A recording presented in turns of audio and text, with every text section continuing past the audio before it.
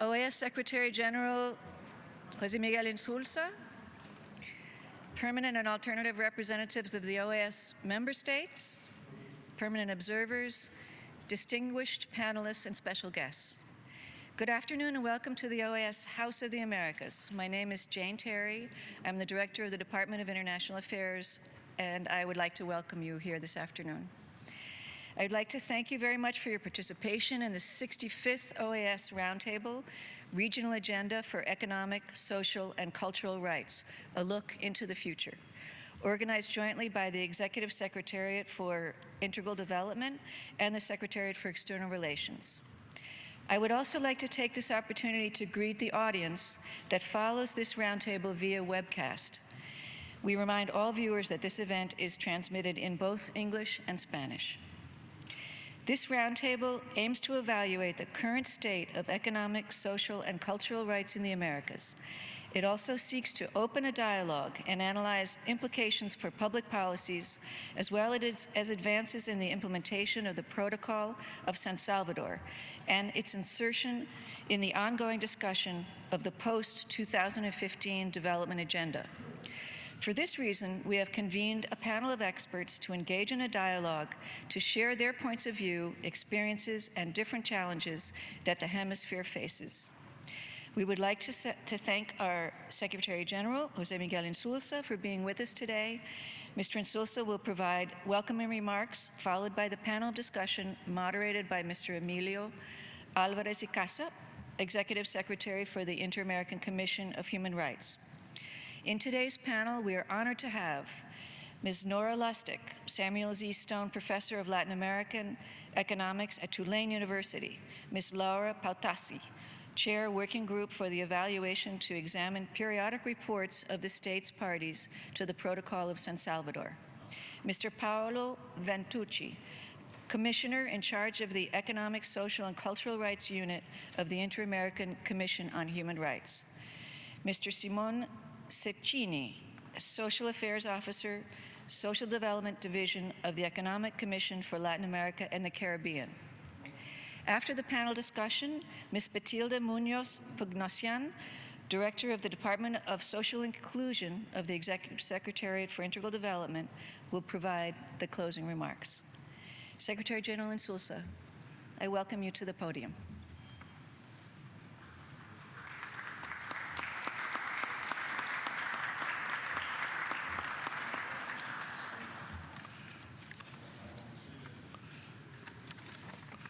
Muy buenas tardes, muy bienvenidas, bienvenidos a todos, a todas, a esta importante mesa redonda. Quiero saludar, por cierto, a nuestros embajadores, representantes presentes y al secretario ejecutivo de la Comisión Interamericana de Derechos Humanos, a sus comisionados, a los oradores de hoy, Nora Lustig, a Laura Pautasi, Simone Cecchini, Paolo Vanucchi. Son puros italianos en este panel, pero en fin. Bueno, para mí es un gran placer estar con ustedes en estas mesas redondas de políticas de la OEA y agradezco a los panelistas, expertos en sus áreas de estudio que hoy nos acompañan. Creo que este tema, por lo demás, el tema de la inclusión social, el tema de la agenda regional de los derechos económicos, sociales y culturales, que esta organización ha declarado ligados indisolublemente con los derechos humanos, con lo que llamaríamos derechos humanos en el área política.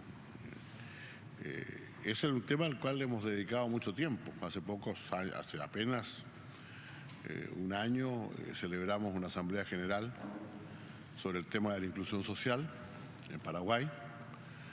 Eso fue seguido de la convocatoria a nuestra Cumbre de las Américas, la próxima Cumbre de las Américas en Panamá, el 10 y 11 de abril, con una temática algo más amplia, pero en lo fundamental va a estar dedicada al tema de cómo conciliar prosperidad o crecimiento económico con más igualdad, con más justicia social. Y recientemente nuestro Consejo ha aprobado el documento borrador sobre el plan de acción de la Carta Social de las Américas, que esperamos sea aprobado definitivamente por nuestra Asamblea General en el mes de mayo o junio. Por lo tanto, tenemos una actividad fundamental y una actividad que además en esta materia reconoce una preocupación generalizada en la región, que es la interdependencia cada vez más evidente entre la plena vigencia de la democracia que bien sabemos nosotros, en el caso sobre todo de nuestra organización, incluye explícitamente la vigencia de los derechos humanos y el desarrollo de los pueblos. Porque si bien la región ha aprovechado las condiciones y oportunidades de crecimiento económico en las últimas décadas, la verdad es que este crecimiento no ha llegado a todos los ciudadanos por igual. Hemos progresado sin duda, tenemos hoy día menos pobres que los que teníamos antes,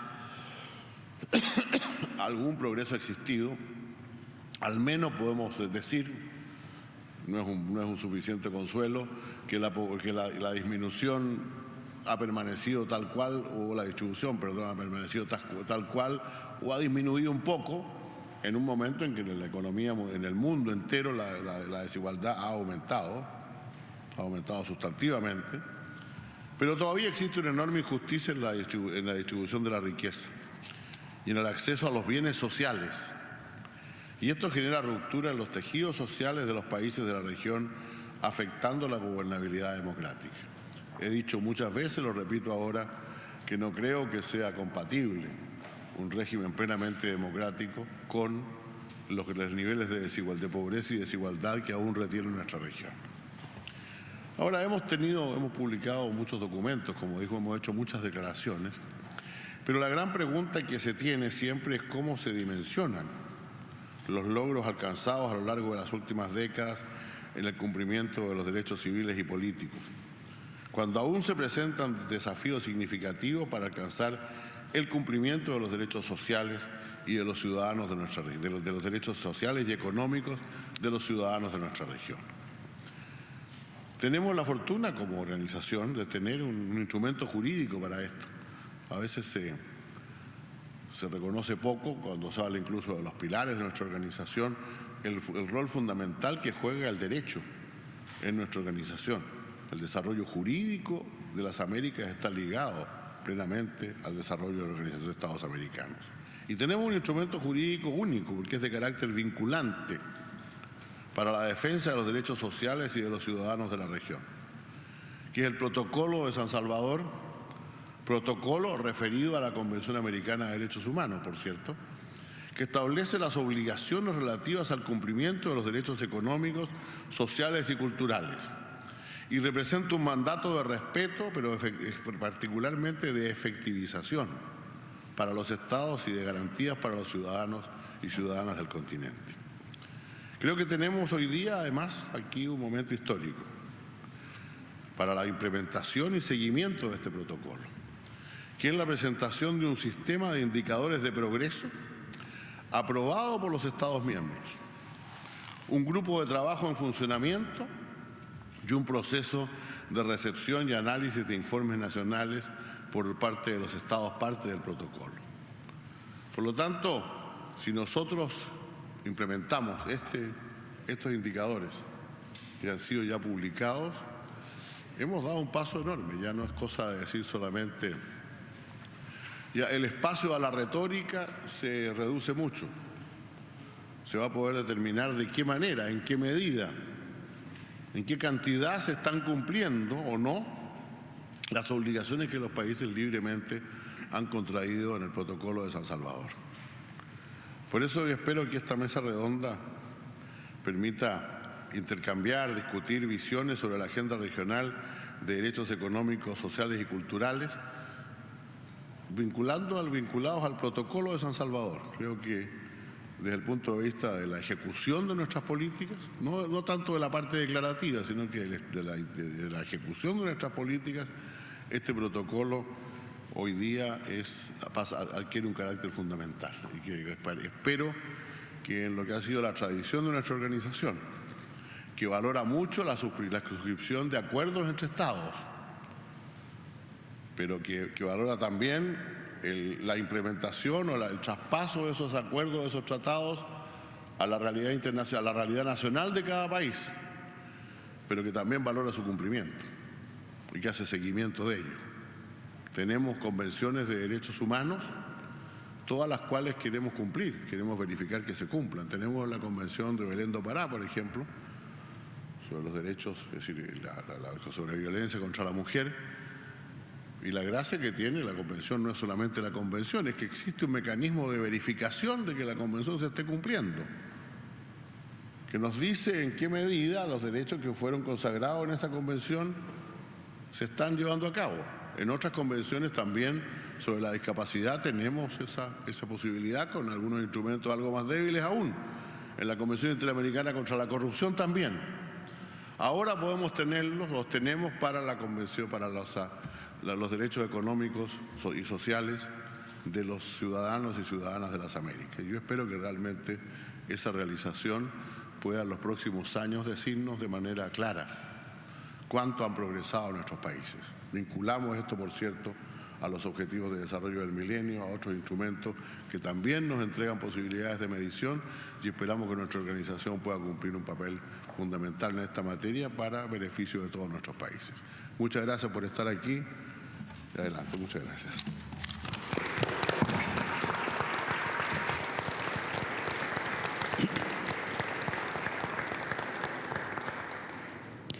Agradecemos mucho las palabras del secretario general. Muy buenas tardes a todas y todos. Mi nombre es Emilio Álvarez y Casa.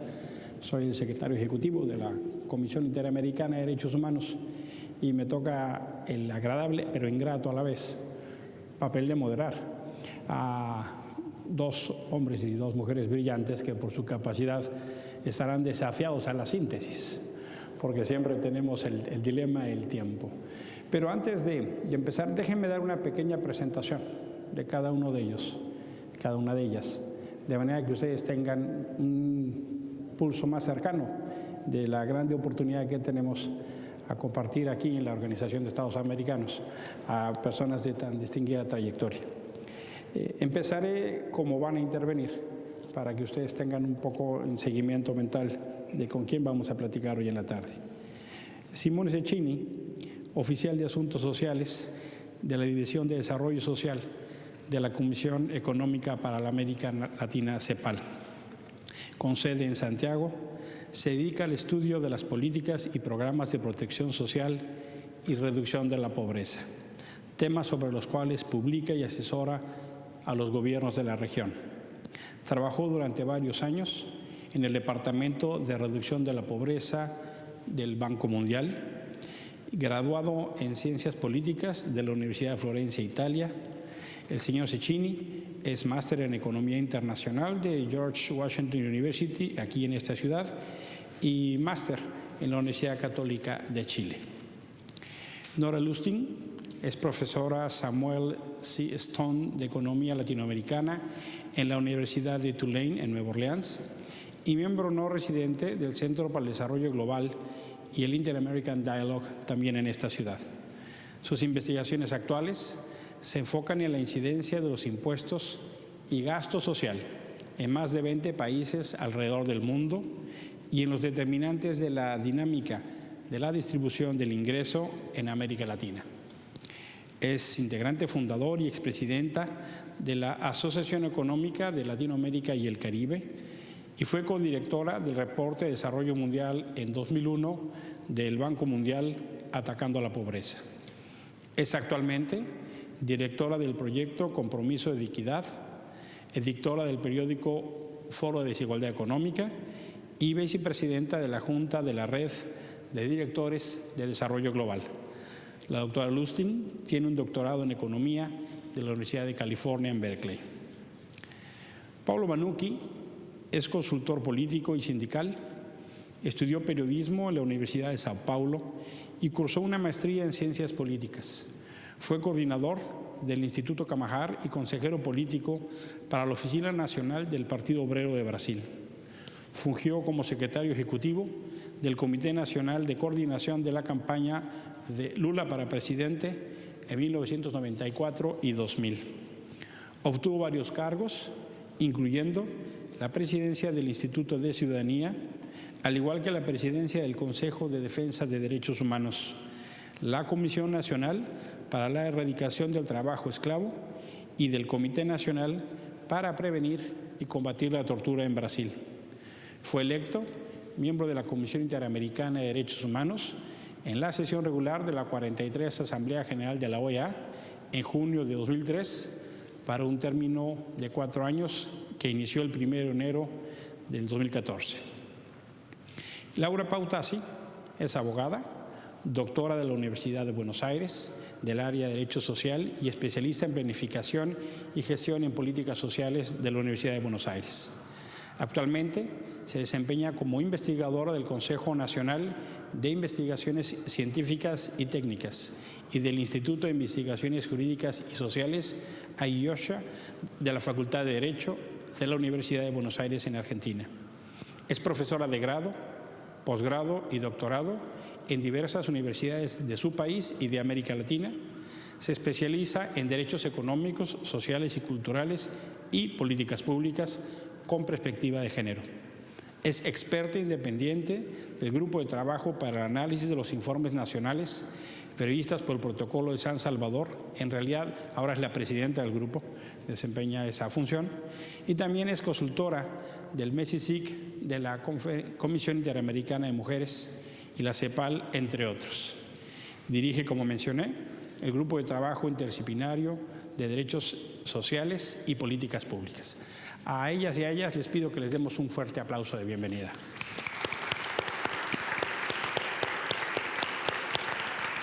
Si les parece, vamos a hacer ahora un recorrido de lo general en lo particular. Hemos tenido una conversación previa.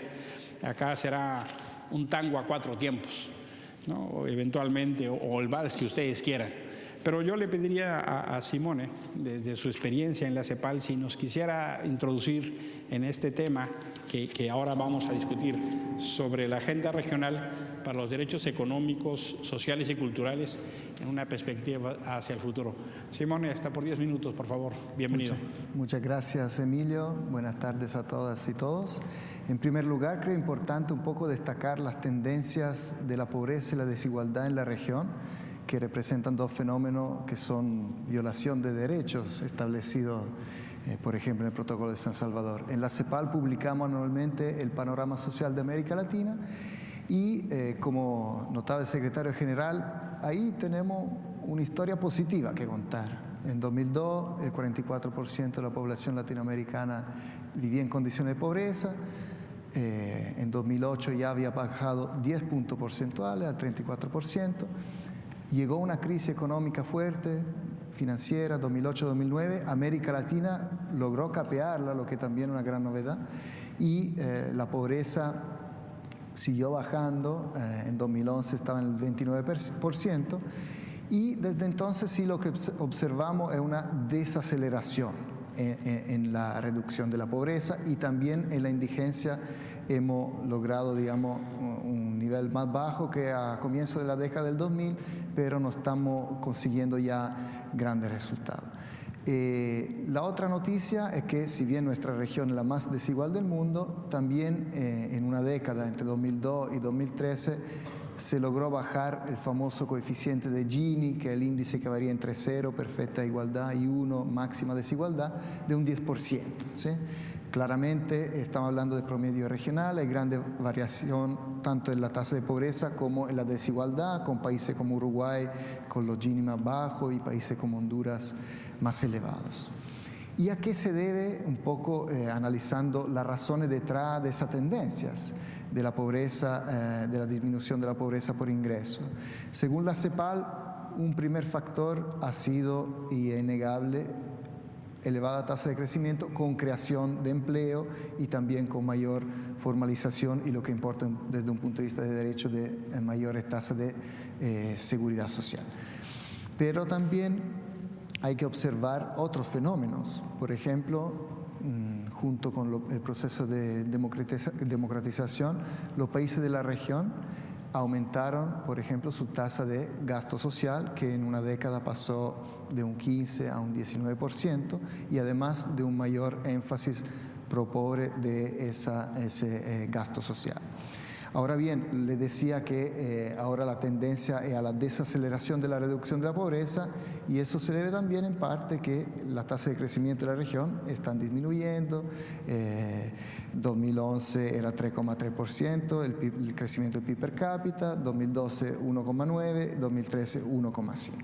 También hay otros factores demográficos, disminución de la tasa de fecundidad, aumento de la participación laboral femenina, y todo eso es muy importante para los hogares muy pobres, donde aumenta la cantidad de personas que pueden generar ingresos y disminuye la cantidad de personas dependientes.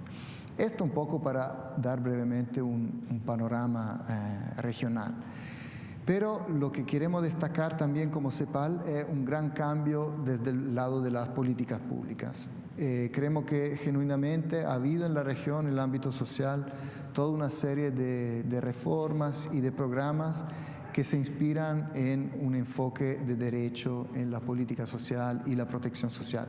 Que hablo, cuando hablamos de enfoque de derecho, por ejemplo, la protección social, en políticas públicas que están centradas en algunos principios, elementos básicos, que son la igualdad y no discriminación, integralidad, institucionalidad, participación, rendición de cuentas, transparencia. Y analizamos en un libro con un colega de la CEPAL, Rodrigo Martínez, cuál era la situación regional en relación con los DESC y las políticas sociales, y por ejemplo vemos que de 20 países de la región, en 17 la misma Constitución protege explícitamente los derechos económicos, social y cultural. Después analizamos cuántos países tienen un enfoque de derecho por lo menos declarado en sus políticas sociales, encontramos que 15 de 20 lo tienen.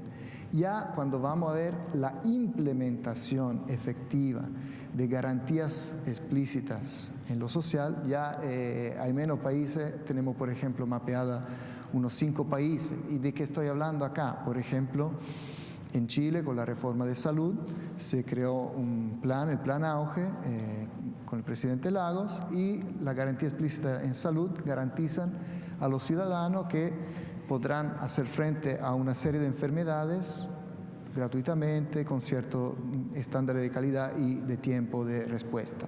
Y ese listado de enfermedades, que eran 40 a un comienzo, han sido cada periodo se renueva la cantidad, y ahora ya han llegado, por ejemplo, a 80, en una perspectiva integral, digamos, y progresiva, porque también lo que dice el enfoque de derecho es que hay que avanzar progresivamente hacia, por ejemplo, temas como la universalización de los derechos. Otro ejemplo puede ser el Sistema Único de Salud en Brasil, transferencias monetarias de carácter universal, como son la renta dignidad en Bolivia para los adultos mayores, o la asignación universal por hijo, que es una asignación familiar para familias con niños en la Argentina. Entonces, tenemos ejemplos concretos. Y desde la CEPAL, digamos, hemos tomado muy en serio el enfoque de derecho. Primero, somos un organismo de la Nación Unida basado en la Declaración Universal de los Derechos Humanos, el PIDESC del 66, y por supuesto acá en el ámbito regional la importancia del protocolo de San Salvador.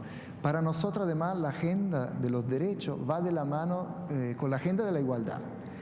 Bueno, sí, yo soy italiano, aunque adoptado por la región latinoamericana, y el filósofo italiano Norberto Bobbio decía que la razón de ser de los derechos económicos, sociales y culturales, el derecho al trabajo, el derecho a la salud, el derecho a la educación, es esencialmente un tema de igualdad, de poner en mejores condiciones personas que están en desventajas. Eso es un poco la razón de ser.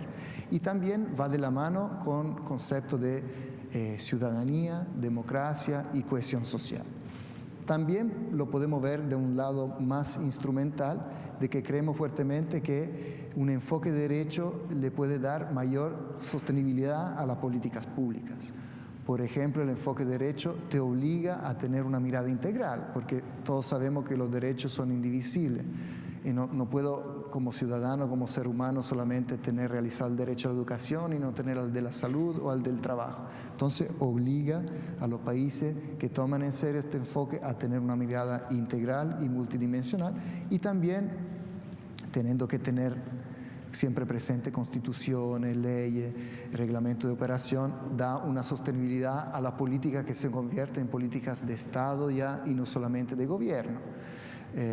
Eso ha sido muy importante en la región, por ejemplo, el proceso de creación de leyes en el ámbito social, la ley de asistencia social en Brasil en el 93, que después dio espacio a la creación del Ministerio de Desarrollo Social, la Ley General de Desarrollo Social en México de 2004, que, por ejemplo, dice que no se pueden recortar los recursos públicos para el desarrollo social, que, por ejemplo, estableció un organismo independiente de evaluación de lo que pasa en lo social, como el Coneval, y también eventos más recientes como en El Salvador, una ley de desarrollo y protección social recién aprobada. ¿Qué retos vemos para un enfoque de derechos en la política social y en la protección social? Primero, hemos visto que la región ha avanzado en construir lo que llamamos un pilar solidario en la protección social. Uno de los grandes retos en la región es que tenemos altas tasas de informalidad, muchos trabajadores que no están en el seguro social, y gracias a la construcción de pilares solidarios y de programas de reducción de la pobreza, como pueden ser los programas de transferencia condicionada, las pensiones sociales, ha habido una gran cantidad de familias que nunca habían recibido ningún beneficio social, que por fin han entrado a este ámbito de la protección social.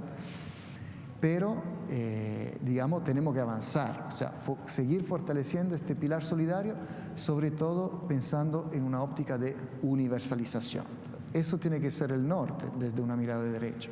Obviamente sabemos que las condiciones de los países son muy diferentes. Hay países que, como lo son los países del Cono Sur, que han comenzado a establecer sus sistemas de seguros sociales a principios de 900 y han tenido una larga historia y han trabajado y construido sobre ello. Pero en estas últimas décadas muchos países han avanzado y han logrado reducir tasas de pobreza. Entonces ya no solo el Cono Sur, vemos también avance en Bolivia o en Ecuador, ¿sí? Entonces hay que avanzar hacia la universalización de la política social, o sea, en ámbito de salud y educación. Y no es solo un tema de universalización de la cobertura, sino que también, y fundamental, de mejoramiento de la calidad de los servicios públicos en salud y educación. Hemos visto en estos últimos años grandes protestas de la clase media, por ejemplo en Brasil, o en Chile, o en México. Entonces el Estado tiene que dar una respuesta en ese sentido. De hecho, por ejemplo, en Chile ahora hay una gran reforma tributaria, ha habido una gran reforma tributaria para financiar también una gran reforma en el ámbito educativo y para que no siga existiendo esa gran desigualdad característica de nuestra región, de que los niños que van a la escuela privada tienen un cierto tipo de educación y los que van a la pública otro tipo de educación. También otro gran reto para las políticas basadas en un enfoque de derecho es tomar en cuenta las situaciones particulares de algunos grupos, tanto etarios como poblacionales.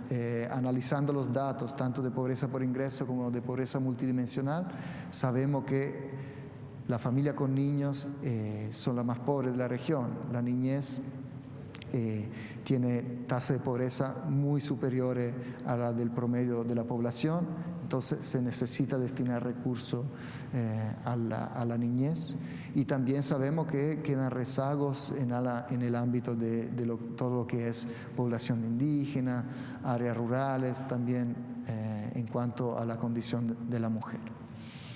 Obviamente la agenda es muy rica, los desafíos son elevadísimos, y como Comisión Económica ponemos hincapié en el tema del financiamiento. Tenemos tantas demandas y los recursos son limitados, ¿sí? Entonces, de ahí, primero, siempre considerar que en esa óptica de progresividad, de tener el norte bien claro y avanzar progresivamente. Segundo, el criterio de derecho humano también, que el uso máximo de recursos disponibles. Y también desde la CEPAL un gran mensaje es aquello de lograr lo que llamamos pactos fiscales, o sea, que se pueda encontrar un acuerdo político para aumentar donde se pueda la recaudación, hacerla más redistributiva, evitar la elusión y la evasión, para poder, tanto del lado del gasto social como de la recaudación de impuestos, tener políticas redistributivas que contribuyan a una mayor igualdad. Gracias. Démosle un aplauso, hombre, no se pongan tan serios. Ahora es el turno de Nora, que como comenté, ella ha estado trabajando en una serie de trabajos, de investigaciones en materia de impuestos, de incidencia en el gasto social, que es justamente el último tema que ponía Simón en la mesa, para que vean la finísima coordinación que estamos teniendo de este lado del taburete. Entonces le pedimos por favor a Nora si es tan amable de iniciar su intervención. Ok, yo soy Nora. Muchas gracias primero que nada por la invitación al secretario y a la OEA en general para ser parte de este panel. Y efectivamente creo que soy la única economista aquí. No hay muchos en la OEA, me parece, ¿no? Todos son economistas.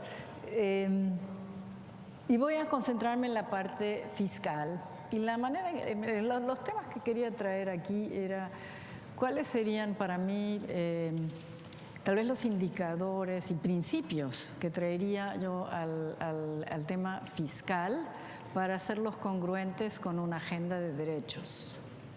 Y un poquito de cómo está la región en este sentido. Yo creo que hay tres grandes temas que nos gustaría que estuvieran incorporados en los principios. Uno sería el tema de la transparencia, el otro sería el de la equidad y el tercero de la eficiencia. La eficiencia no voy a hablar hoy porque no me va a dar el tiempo, o podemos conversarlo si nos da tiempo para otra ronda, pero es lo que siempre escuchamos en general en Washington, que es crecimiento, que no haya distorsiones, etcétera. De esto se habla mucho. Transparencia no se habla lo suficiente, ni siquiera por las multilaterales financieras aquí, como debieran estar haciéndolo, porque si nosotros queremos tener recursos para el logro de los objetivos que están, digamos, asentados en los derechos económicos y sociales, un tema principal es saber quién paga y cuánto paga de impuestos, por ejemplo. La mayor parte de los países, yo diría en América Latina, no sé si ustedes han analizado esto, pero les sugeriría que lo agregaran a su análisis de la legalidad, de los principios legales. Prácticamente en ningún país se comparte la información de las declaraciones de impuestos. No me refiero obviamente a los nombres de las personas, y también se puede presentar de manera que no sea identificable, pero algo tan básico como para saber cuánto pagan y quiénes en la distribución del ingreso es una información con la cual no se cuenta. Y tenemos muchas discusiones de reformas tributarias en la región donde esa información nunca se presenta. No sé realmente entonces cómo se discute eso.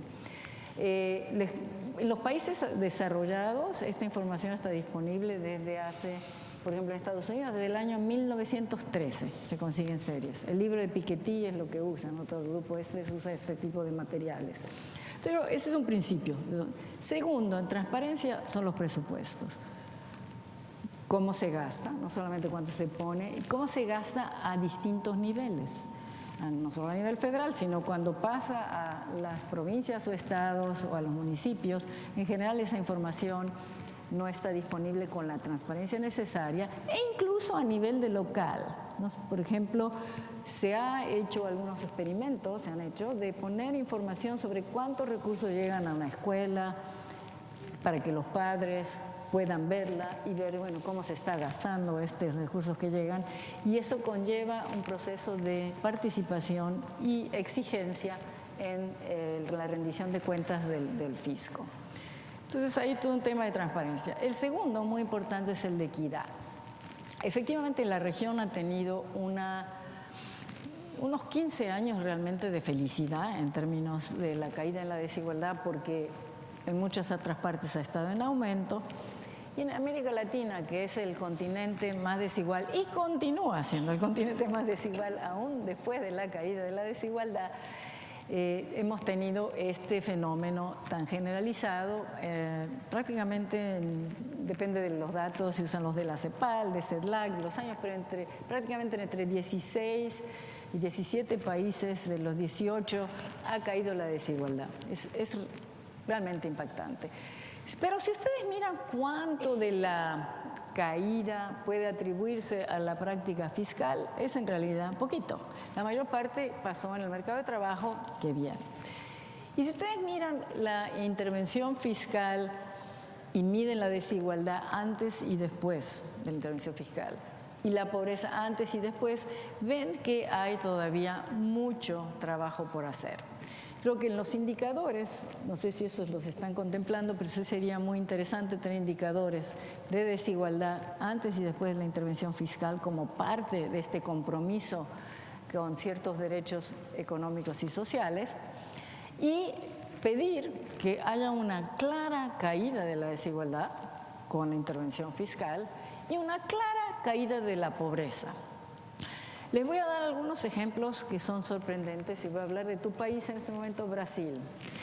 Brasil tiene un magnífico programa de transferencias como Bolsa Familia y otros programas que están focalizados en los pobres, que tratan de mejorar las condiciones de vida en el presente y también invertir en el capital humano de los niños de la siguiente generación, ¿no?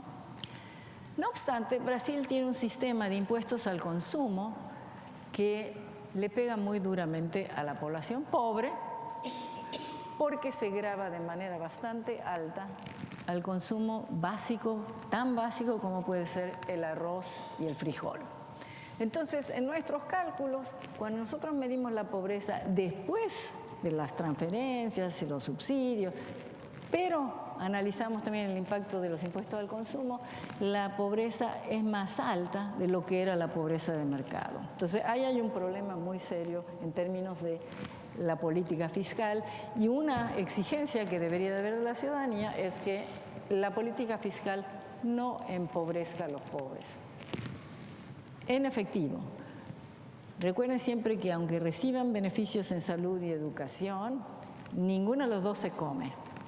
Entonces tiene que tener primero un piso, un nivel de vida en términos de acceso a alimentación, vivienda, vestimenta, y qué bueno si hay después el gasto en educación y salud. Entonces, reducción de la pobreza, reducción de la desigualdad son principios básicos de lo que yo pondría en la agenda de equidad del aspecto fiscal.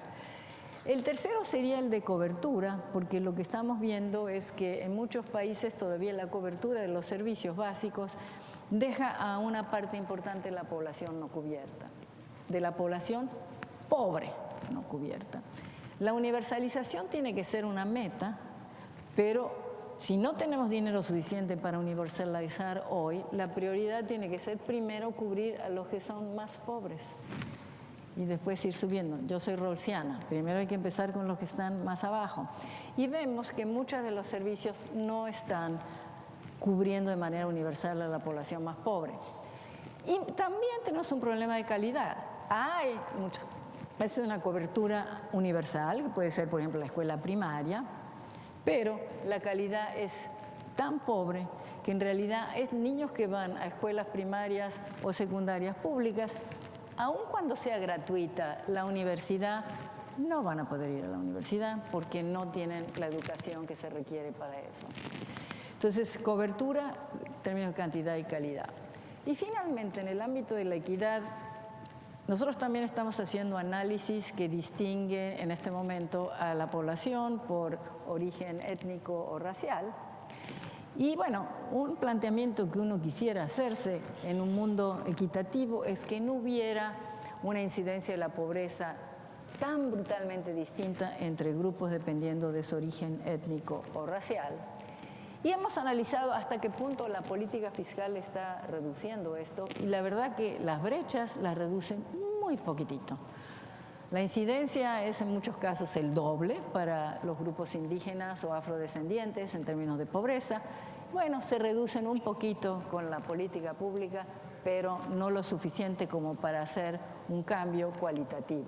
No podemos esperar que todo lo haga la política fiscal, pero sí podemos exigir ciertos principios que se cumplan en el ámbito de la transparencia y la equidad, y también la eficiencia, como dije, y son los que mencioné ahora. Muchas gracias.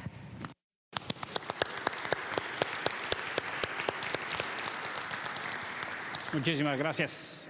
Ya vamos poniendo algunos temas para la sesión de preguntas y respuestas, entonces, de manera que en la segunda parte de la sesión tendremos condición para un diálogo con las y los expertos. Ahora es el turno de Paolo Vanucchi y le pediremos si desde su panorámica, su posición, su responsabilidad, quisiera compartirnos un poco la situación en términos de desafíos en esta materia en la región, por favor. Paulo. Gracias, Emilio. Una consulta a los colegas de la interpretación. Si hablando despacito, puedo hablar en portugués. No. Entonces, perdóneme el portuñol, el malo portuñol. Es un honor estar aquí con el secretario general Insulza, aquí en la mesa con profesora Nora Lustigui, con Simone Cecchini, empezando la bancada de italianos aquí, con Emilio Álvarez, con Laura Pautassi, mis colegas del GT y de la Comisión Interamericana, José Ortiz, también Norma Coledani, Paloma Muñoz, que habían preparado una intervención escrita porque leyendo en español soy mejor que hablando. Pero fuimos informados del carácter informal y el texto preparado mezclaba lo que el secretario general ha anticipado, y Cecchini y otros. Entonces, pienso que falta ahora hablar solo un poquito más de la unidad temática DESC de la CIDH, y empezando por una mención también de Simone Cecchini sobre un otro italiano presente, Norberto Bobbio, que también fue mi tema de mestrado, democracia, liberalismo, socialismo y la contribución de Norberto Bobbio. Porque el problema es el problema de la tensión entre los derechos de libertad y los derechos de igualdad, que 1789 la Revolución Francesa presentó como si fuesen componentes hermanos, unidos, armónicos, y los dos siglos siguientes, el XIX y el XX, fueron siglos de conflicto entre derechos de libertad y derechos de igualdad. Y el paradojo, el dilema de Bobbio fue de que las democracias no caminaron para la construcción de igualdad y los regímenes construidos con la idea de la igualdad socialista se volvieron una utopía capovolta en degeneraciones y dictaduras sangrientas incluso. Entonces, ese momento aquí de la OEA es un momento histórico y pienso que mi persona es una persona que está aquí en doble papel, miembro del GT, que la comandante en jefe va a hacer las conclusiones, y como el encargado de la unidad temática DESC, que tiene como tarea prácticamente única hoy, es la construcción, lo más breve posible, de la relatoría especial DESC para poner en balanceo, en equilibrio, un desbalanceo que hubo con una activa relatoría especial de libertad de expresión, derechos de libertad, cuando la CIDH no tenía una otra voltada, volvida a los DESC. Entonces, solo para decir que en ese trabajo de conclusión tenemos la intención de terminar la construcción en este año, para que en el próximo año ya tengamos una relatoría especial DESC con la misma fuerza, la misma estructura de la relatoría especial de libertad de expresión, para poner en vivo algo que fue una demanda de los estados y demanda de la sociedad civil. Entonces, el momento es histórico porque el GT del Protocolo de San Salvador trabaja el momento en que se da un paso histórico hacia adelante, que los países hacen su primera presentación de informe. Pienso que, en ese sentido, la construcción de la futura relatoría especial tiene como ideas generales lo que yo llamaría de acercamientos. Primero, acercamiento a los estados, con una actitud de respeto, una actitud de cooperación, de llamado a hacer juntos, a construir juntos, pero ciente que debemos ser de a los estados, los más democráticos que sean, no le gustan ser monitoreados, criticados, às vezes denunciados, porque sempre os que estão em governos, eu estuvo, aqui outros estuvieron, estão em governos, sabem que se esforçam, trabalham, hacen ações importantes, pero as violações siguen sendo muito maiores, incluso as tendências como essa de problemas de presupuesto, problemas fiscais que vão em oposição ao rumbo mais geral de políticas sociais positivas. Acercamento ao RT como hermanos, como vínculo permanente para trabalhar na questão da progressividade, de impedimento da ideia de regressividade em contextos como esses, de crises, de ajustes. A Europa vive hoje países com situação alarmante de regressividade.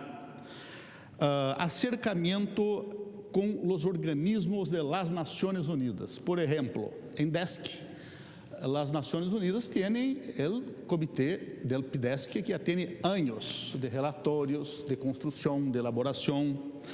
Com a OIT, a questão do trabalho. Com a FAO, a questão inclusive da pobreza, de alimentos. Com a Oficina de Santiago, de Alto Comissionado de Direitos Humanos e também a Organização Mundial de Saúde. Também em las Nações Unidas é importante algo que tem 10 anos, pero sigue sendo novo, que é o Pacto Global, com a apertura nova para a questão de direitos humanos e empresas. É chegada a hora de chamar as empresas para dizer, e as empresas têm ou não que se preocupar com o respeito aos direitos humanos. É problema só de los estados? Também a questão de los objetivos de desenvolvimento do milênio, agora com pós-2015, para trabalhar com acercamento a isso. E no âmbito regional, com a CEPAL, muito importante por seu trabalho, e também o BID.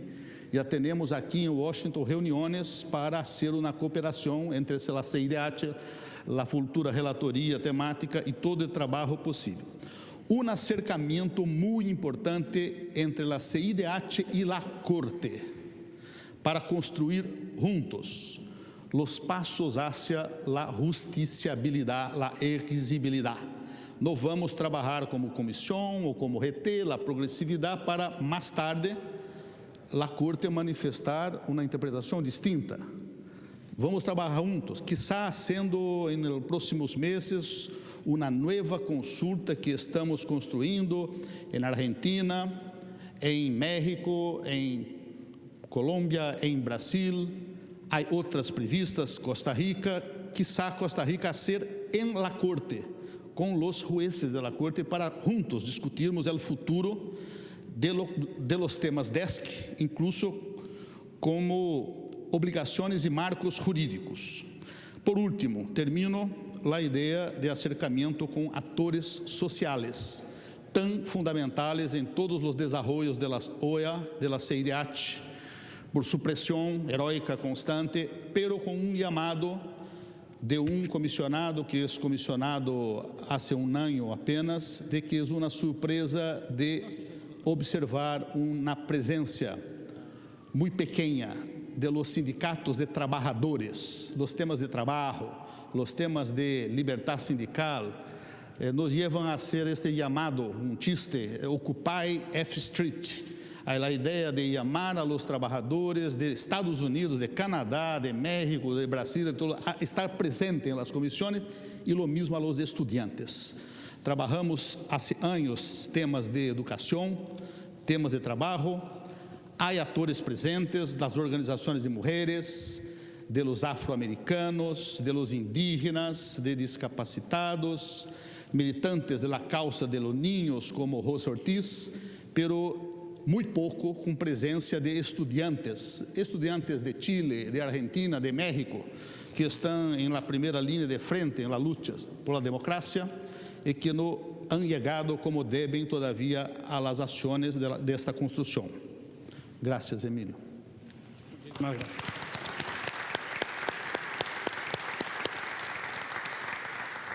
Cerramos ahora esta parte de la discusión con Laura Pautasi, que ha sido ya invocada varias veces a lo largo de la discusión sobre el tema de los indicadores y cómo medir estos temas de avance. Y el grupo de trabajo que tiene que ver con el Pacto de San Salvador, la medición, ella nos va a explicar mucho más claro. Puede ser un buen ejemplo de diálogo con estas realidades y con estos procesos. Laura, si quisiera ser tan amable, por favor. Muchas gracias, Emilio. Muy buenas tardes. Bueno, la verdad que es una alegría estar aquí. Es una alegría estar aquí y, en primer lugar, ante las menciones de Paulo, quiero aclarar lo que es el famoso GT para que no se construyan una idea rara. El GT es el grupo de trabajo para analizar los informes nacionales correspondientes al protocolo de San Salvador. Esto es que es el protocolo adicional de la Convención Americana en materia de derechos económicos, sociales y culturales.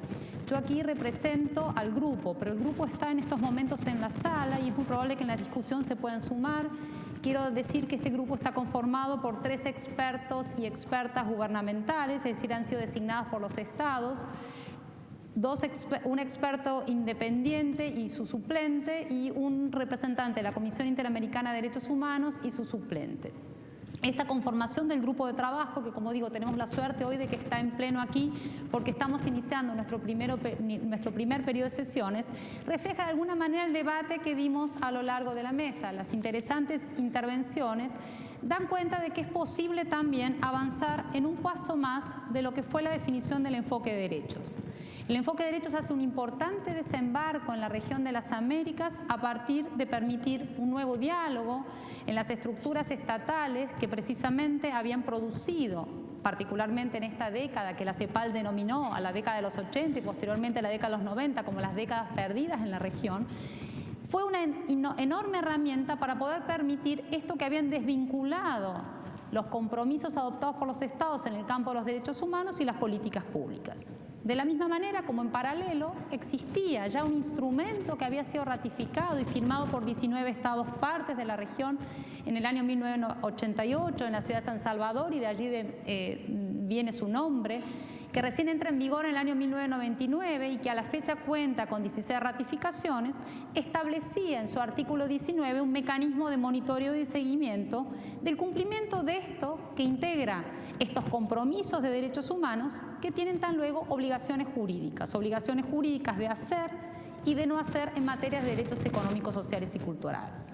Este instrumento, el Protocolo San Salvador, fue conformando y los estados fueron definiendo en el marco de la Asamblea General la conformación de un grupo de trabajo encargado del monitoreo de este instrumento. De allí que fuimos definiendo y adoptando un desafío, que era un desafío que en realidad ya había comenzado a hacer la Comisión Interamericana de Derechos Humanos y luego la Asamblea mandata al grupo de trabajo conformado, en cómo íbamos a definir algo que a nivel académico, algo que a nivel del Sistema Internacional de Derechos Humanos ya se estaba discutiendo, indicadores que no midiesen el fenómeno de la pobreza, que no midiesen únicamente el fenómeno de la calidad de vida, sino que midiesen el cumplimiento de derechos económicos, sociales y culturales.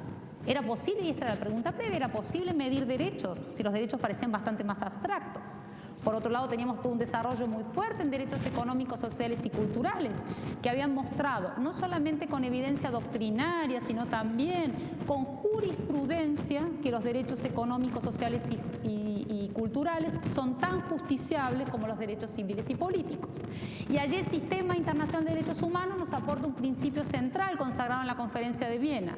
Los derechos humanos son universales, indivisibles e interdependientes. Por lo tanto, el desafío de una herramienta o de un instrumento que sirviese para medir el cumplimiento de los estados bajo este mandato de progresividad y no regresividad que tienen los estados en materia de derechos humanos, ¿cómo lo íbamos a aplicar regionalmente? Y hoy quizás estamos dando cuenta, hay una muy bonita publicación que van a tener pronto y van a poder acceder a la misma, donde refleja todos estos debates y la definición de una herramienta que es la herramienta que nos está sirviendo al grupo de trabajo para poder monitorear el cumplimiento de estos indicadores. Entonces, la idea es, y planteando un poco las discusiones que tuvimos en este debate, y esta perspectiva regional, que tenemos desafíos fiscales, que tenemos desafíos muy claros en términos de igualdad, desafíos muy fuertes en términos de identidades culturales, de género, de etnia, desafíos muy fuertes en términos de identidades de inequidad, pero además también de reducción de la pobreza, era como esta herramienta que está comenzando a andar, que es un sistema de monitoreo, le va a devolver a los estados para que puedan definir esto que persigue el enfoque de derechos, que es mejorar las políticas públicas. Como una herramienta de derechos humanos, esto que parecía casi como una abstracción, es claramente útil para mejorar las políticas públicas. Entonces, el sistema de monitoreo establecido para el Protocolo de San Salvador tiene este principio de devolución. La idea es monitorear el cumplimiento de un pacto internacional depositado en términos de la OEA, que hay obligaciones vinculantes jurídicas, pero particularmente el principal objetivo es acompañar a los estados para un mejoramiento de las políticas públicas. Y allí quiero abrir otro punto que me parece central, es que el concepto de políticas públicas ya no son esa mirada sobre las políticas públicas en materia de DES que solamente involucran al Poder Ejecutivo. Ya no es el poder político administrativo en el campo de las políticas sociales. El enfoque de derechos atraviesa la institucionalidad pública. Por lo tanto, es central medir también el rendimiento y el avance en términos de progresividad, que no es lo mismo que meros avances en reducción de algunos indicadores socioeconómicos, sino claramente este avance en la integralidad de lo que es el conjunto de derechos humanos en el poder legislativo, pero también en el poder judicial. Ha sido muy relevante poder comenzar a solicitarles a los estados indicadores en términos de acceso a la justicia, pero además también de evaluación de los rendimientos en términos del Poder Judicial. Del mismo modo, del Poder Judicial. Entonces, el desafío que el grupo de trabajo asumió fue claramente diseñar una matriz que sea lo suficientemente amplia para poder medir el cumplimiento de la Convención del Protocolo de San Salvador, que es nuestra unidad de medida, es nuestro pacto vinculante que estamos encargados de monitorear y hemos recibido ese mandato. La idea de estos indicadores que complementan fuertemente lo que se estaba planteando es cómo pensamos ciertas herramientas que también incorporen la recepción del derecho, los compromisos financieros y los compromisos presupuestarios que tengan los estados, pero además también innova, y esto quizás es uno de los puntos más interesantes del mecanismo diseñado, es en términos de capacidades estatales. Como está pensado bajo un principio de devolución, trata de realizar determinados cálculos de indicadores que le permitan a los estados ver dónde están las principales dificultades o las brechas para el cumplimiento de sus obligaciones en materia de derechos económicos, sociales y culturales. Y como estamos hablando de un instrumento de derechos humanos, no podrían faltar tres categorías, tres principios centrales: el principio de igualdad y no discriminación. Cuando Nora Lustig hablaba de que pocas veces se mide transparencia, ese era un tema que también recepcionó muy fuertemente el grupo de trabajo. Entonces, por ejemplo, diseñó algunos indicadores para medir el clientelismo político, no vinculado solamente a un problema de transparencia, sino también de igualdad de oportunidades. Del mismo modo, toma un segundo principio central de acceso a la justicia y un tercer categoría transversal vinculado a el acceso a la información. Esto porque ya hay suficiente evidencia en la región de las dificultades que tienen los estados para producir información. Pero en muchos casos esa información está producida por los estados, pero quizás no se han respetado metodologías internacionales, o en otros casos los estados son reticentes a informar en relación a las fuentes de información utilizadas. Esto llega a construir una suerte de matriz, son unas tablas que al principio parecen sumamente complejas, pero en la respuesta que tenemos, y en estos días estamos atravesando nuestro primer periodo de sesiones, es que es altamente posible que los estados calculen. Los estados han remitido sus informes al grupo de trabajo, y la idea, y por eso todos hablamos de un momento histórico en esta relación, es que nos estamos empezando a apropiar de nuestro instrumento central en materia de derechos económicos, sociales y culturales. Esto que esta región más desigual del mundo ha bregado durante tantos años, tiene una herramienta de monitoreo, pero también lo queremos pensar, siguiendo un poco lo que planteaba el comisionado Banucchi, como una herramienta de acompañamiento para los estados. No es solamente un órgano de monitoreo, no fiscaliza el grupo de trabajo, monitorea el cumplimiento, pero además va a tratar de generar y acompañar de a quien más y quienes nos sucedan en esta tarea en el grupo de trabajo este tipo de herramientas. Entonces, nada, simplemente es eso, es tener herramientas de medición de cumplimientos de derechos. Es posible medir los derechos económicos, sociales y culturales. Muchos de los indicadores socioeconómicos también sirven para medir lo que nosotros definimos como, y esto está definido y acordado también en el Sistema Internacional de Derechos Humanos, de lo que son los indicadores de resultado. El grupo de trabajo ha tenido la consideración de incorporar lo que son las señales de progreso cualitativas. ¿Esto qué significa? Poder no solamente medir percepción en términos de cumplimiento de derechos sociales, sino también que los estados comiencen a desarrollar fuentes de información o que validen fuentes de información construidas por las universidades, por los mecanismos o por los organismos de Naciones Unidas en relación a interrogar directamente a quienes son los sujetos tutelados por el Protocolo de San Salvador, que son los ciudadanos y las ciudadanas de la región. Preguntar acerca de las respuestas estatales y cuál es la interpretación que hacen si estas respuestas estatales han satisfecho su pretensión en términos del cumplimiento de los derechos. Entonces, hay derechos, hay desafíos, hay metas, hay retos en términos de las políticas públicas. Los estados pueden avanzar. Pero como dice la integrante, la experta gubernamental por Brasil, Flavia Piovesan, en derechos humanos siempre estamos en un punto de inicio, nunca de llegada. Por lo tanto, nuestra unidad de medida es el cumplimiento efectivo del Protocolo San Salvador, pero siempre medido en universalidad, integralidad e indivisibilidad de los derechos económicos, sociales y culturales. Gracias. Muchas gracias. Abrimos ahora un espacio de intercambio de preguntas, de respuestas, de reflexiones. Estaríamos en el entendimiento de que habría un micrófono en la sala. Sí, sí hay un micrófono en la sala. De manera que, si son tan amables, quien quisiera intervenir, levantando su mano, les pediría por favor que pudieran decir su nombre, de dónde vienen, su nacionalidad y su comentario, su pregunta. Buenas tardes, soy Ileana Rojas, peruana, pasante de la CIDH, y mi pregunta es para la doctora Laura Pautasi. Me pareció muy interesante su intervención con relación a los indicadores en DESC y valoro mucho que entiendo que los indicadores en DESC incluyen este factor de la multiculturalidad, interculturalidad, entiendo. Tengo curiosidad por saber cómo ha venido funcionando en los países americanos este factor de los DESC, de incluir los DESC dentro de los indicadores de medición. Gracias. Si les parece, hacemos un bloque de 3, 4 preguntas de manera que dé un mayor tiempo para el intercambio. Por favor, acá adelante.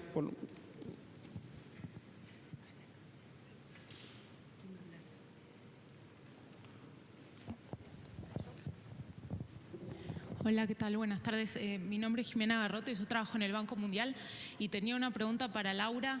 Quería saber, Laura, cómo hablas de los indicadores como una herramienta de acompañamiento y quería saber quién era el que acompañaba a los estados, si es el grupo de trabajo o quién estaban pensando que iba a acompañar y cómo se imaginaban que iba a hacer este acompañamiento, o sea, en qué consistía y cuáles iban a ser las necesidades de los estados.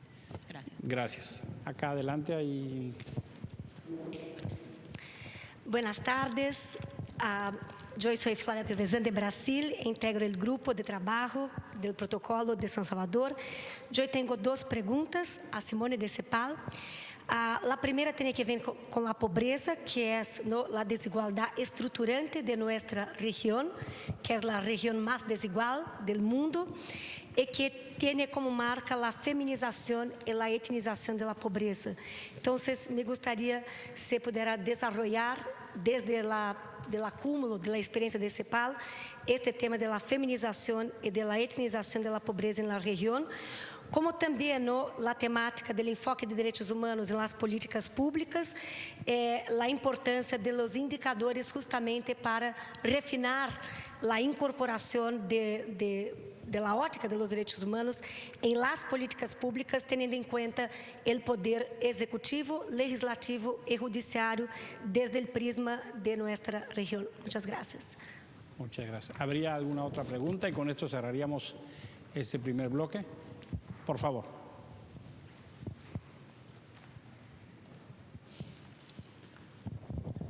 Buenas tardes, mi nombre es Winnie Adame, soy dominicana, soy pasante de la CIDH y la pregunta va dirigida a Laura Pautasi.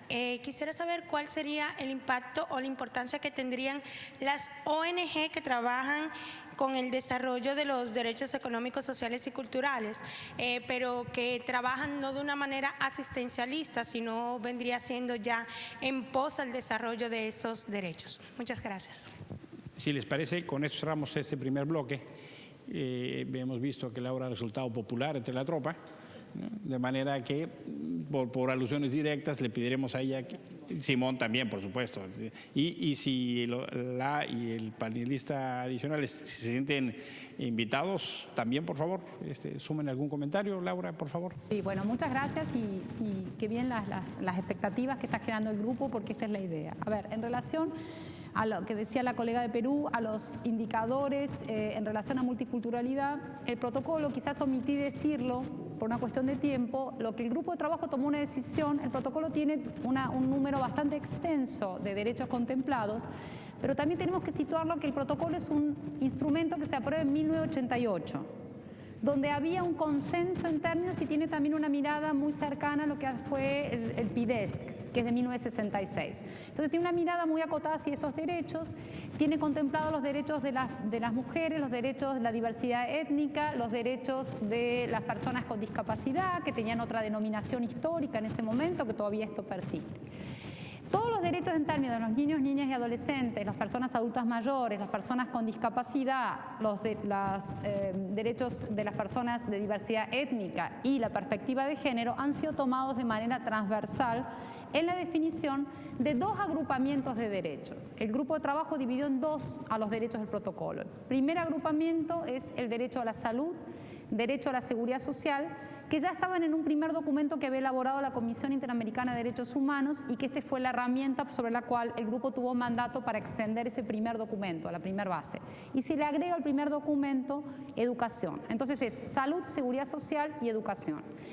Estos son los indicadores que fueron lo que se le solicitó a los estados parte, 16 estados partes a la fecha, y esto también es una invitación a que sumemos esfuerzos para que ratifiquen todos los estados este instrumento.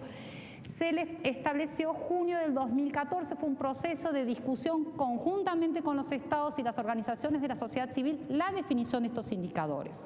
Fueron aprobados en la Asamblea del 2012 de Cochabamba y estos deberían presentar este primer agrupamiento en junio del 2014, que son los que estamos evaluando precisamente en este momento.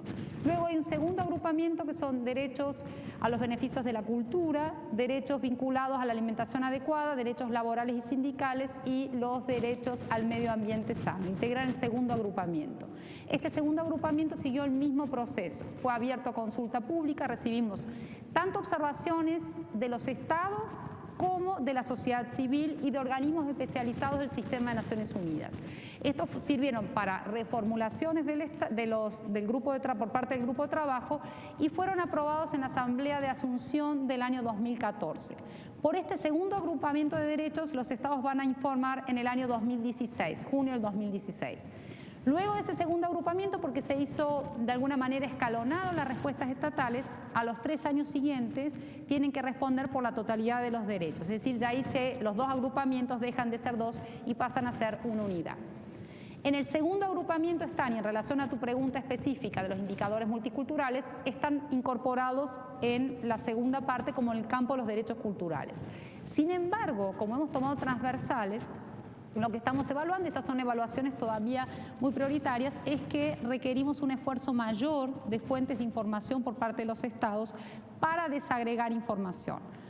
Desagregación de información que incorpore al menos la división de sexo, al menos nivel socioeconómico, al menos educación y también fuertemente nivel étnico y la presencia de otros indicadores que hemos establecido. Entonces, por ahora es un proceso que estamos viendo. Quizás esos datos y esa impresión podemos dártela desde nuestras percepciones y el trabajo en DESC, pero no específicamente de lo que ha sido el proceso de evaluación. En relación a la pregunta de Jimena, a ver, el acompañamiento que le estamos dando al grupo de trabajo es precisamente este monitoreo y que este monitoreo sea con un principio de evolución.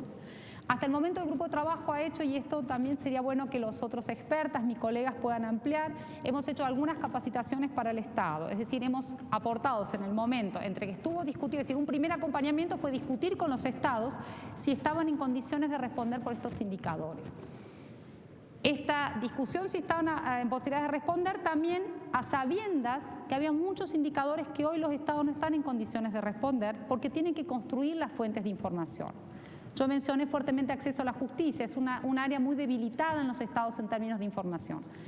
Pues la invitación y el acompañamiento es para que puedan desarrollar estas fuentes de información. La idea del proceso del grupo es un proceso de evaluación similar al resto de los comités o de los grupos de trabajo y precisamente se va a acompañar o se va a seguir de alguna manera a partir de que les redunden los informes para mejores políticas públicas. Entonces, el grupo está dispuesto a hacer la asistencia técnica que se pueda hacer, pero particularmente con sus informes acompañar en esta dirección. En relación con la pregunta de las organizaciones no gubernamentales, nosotros, como grupo de trabajo, hemos estado enmarcados en ciertos mandatos que nos ha dado y que aprobaron los Estados a partir sobre todo de un documento central que es en el año 2005, que son las normas para confección de los informes contemplados en el Protocolo de San Salvador, donde allí los Estados acuerdan que la forma de presentación van a ser los indicadores de progreso. En este instrumento no está contemplado un mecanismo amplio de participación de la sociedad civil, pero sí el grupo de trabajo en su documento ha puesto firmemente que parte del proceso de evaluación es cuánto el Estado ha validado sus metas vinculadas al cumplimiento de estas obligaciones contenidas en el Protocolo de San Salvador con las organizaciones de la sociedad civil. Asimismo, el Estado ha recibido, el grupo de trabajo ha recibido aportes de las organizaciones de la sociedad civil, ha recibido en todo momento en el proceso de discusión de los informes, como también en este momento, y son recepcionadas como un elemento también para el grupo. Por lo tanto, también es una invitación que todo el material que quieran aportar al grupo se pueda aportar. No es evaluación en mecanismos donde están los informes de la sociedad civil, pero sí acompañan el proceso de evaluación que hace el grupo de trabajo. No sé si alguno de los colegas quisiera aportar algo más, los expertos del grupo de trabajo, o Paulo, que también es del grupo. Como comentaba Laura, están acá en la primera reunión del grupo de expertos. Hay un grupo de países que ya han presentado información, están en esta revisión y seguimiento. Inclusive discutíamos ahora con el secretario general la idea de ir avanzando en la institucionalización de este ejercicio, ¿no? que pudiera generar una condición de consolidación y de avance. Eso será parte de los desafíos para los estados. Entonces aprovechamos que hay varios representantes de estados, de embajadas, para que tomen buena nota, ¿no? Eventualmente habría un campeón, una campeona que quisiera avanzar. Laura, no sé si también... No, solamente acotar una cosita para dejarle lugar a Simone, que tenía sus preguntas también. Nuestra Secretaría Técnica, el Grupo de Trabajo, está en la sede y la Secretaría de Desarrollo dentro del Departamento de Inclusión Social, y nuestra Secretaria Técnica es Alexandra Barrantes. Aquí está Alexandra, con lo cual las consultas también se pueden dirigir hacia Alexandra, que es quien nos está no solamente organizando, acompañando, ayudando, sino que es claramente nuestro apoyo técnico. Simone. Sí, bueno, sobre el tema de la feminización de la pobreza, por supuesto, CEPAL ha escrito mucho y ha analizado mucho, asesorado mucho sobre el tema, que se liga, digamos, al tema de la autonomía económica de las mujeres y al tema del cuidado. Lo que hacemos nosotros, mucho análisis de pobreza por ingresos, y ustedes saben que esos análisis se hacen a partir de la encuesta de hogares, y hay una primera dificultad de medición porque no se captan mediante esos instrumentos el ingreso del hogar en su conjunto y no necesariamente cómo se distribuye al interior del hogar el ingreso. Pero bueno, igual si tomamos alguna medida de comparación entre mujer y hombre, vemos hasta usando la misma encuesta de hogares que en el grupo etario, sobre todo de mujeres en edad de trabajar, que los ingresos son más bajos y por lo tanto la pobreza más elevada entre las mujeres en relación con los hombres. Y eso remite a temas como el hecho de que la participación laboral femenina, aunque ha ido aumentando en la región, todavía está por debajo, bastante por debajo respecto a la tasa de participación masculina. También se debe al hecho que los salarios son más bajos para las mujeres que para los hombres, y también a otro hecho como por ejemplo lagunas en los aportes a la seguridad social. Y eso está muy relacionado al tema del cuidado. La CEPAL en 2009, el Panorama Social, lanzó el lema de la crisis del cuidado. ¿Qué significa eso? Que dado los tradicionales roles de género que existen en la región, si hay niños en la casa, ancianos, enfermos, discapacitados, ¿quién se hace cargo? La mujer. Eso es como casi una cosa automática. Y estamos en una región donde además el Estado no te apoya mucho con jardín infantil, hogares de ancianos, ayuda para personas con discapacidad. Por lo tanto, la carga de cuidado que recae arriba de las mujeres es muy elevada. Entonces, si medimos, por ejemplo, la pobreza no solo por ingresos, sino que también con la encuesta de uso de tiempo, ahí podemos construir indicadores muy interesantes y se ve que las mujeres, hasta las que trabajan remuneradamente, después tienen que trabajar muchas horas, siguen haciéndolo en el hogar o por todo el trabajo no remunerado no tiene el tiempo de insertarse en la economía. Y eso obviamente no es correcto desde un punto de vista de igualdad de derechos, y también es muy negativo para la economía, porque si queremos que nuestra economía siga desarrollándose, no podemos dejar a las mujeres fuera del mercado laboral si tienen talento y tienen ganas de incorporarse. Por lo tanto, como CEPAL hemos buscado apoyar a algunos países que están armando sus sistemas de cuidado, como Costa Rica, Uruguay, entonces toda una serie de acciones para que desde el Estado se apoye a la familia con los retos que existen. Obviamente, los índices de pobreza también, como decía adelante, son más elevados en distintos grupos y ahí está el tema étnico, pero sobre eso creo que sería interesante escuchar a Nora Lustig, que tiene datos nuevos. Nosotros como CEPAL sistemáticamente también comparamos los índices de pobreza en grupos étnicos comparados al resto de la población y los múltiplos son increíble, a veces hasta 7 veces mayor la tasa de pobreza entre grupo étnico y el resto de la población. O sea, hay un fenómeno de discriminación que estamos heredando ya hace 500 años, o sea, es indiscutible y no es que va de la mano porque son poblaciones rurales, no, acá hay de verdad un tema de discriminación étnica.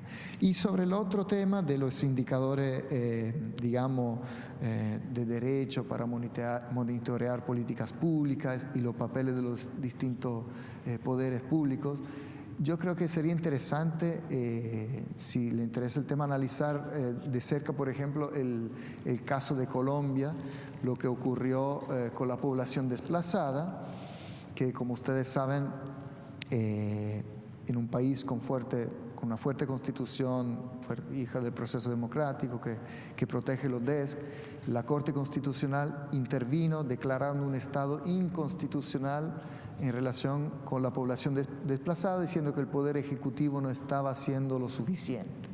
Y usted puede ver una sentencia donde hasta la Corte Constitucional da indicadores y pide al Poder Ejecutivo actuar, y de hecho se armó un registro de población desplazada, se le hicieron ingresar al programa de transferencia condicional de familia en acción, y por simplemente ser desplazado, independiente de la cantidad de recursos monetarios, la familia entraba al programa, y también indicadores para monitorear la situación.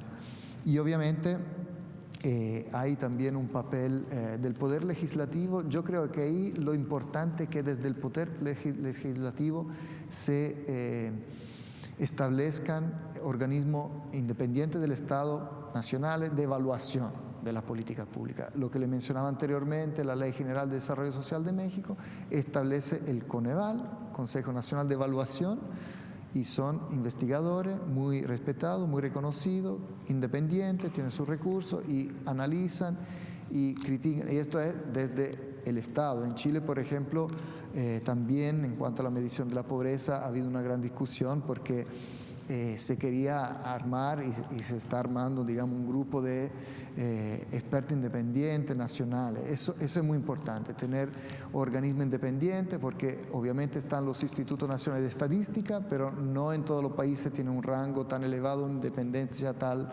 para poder resistir a la presión del Poder Ejecutivo. Entonces la independencia de estos organismos es muy, muy importante y se la puede dar el Poder Legislativo. Creo que sigamos.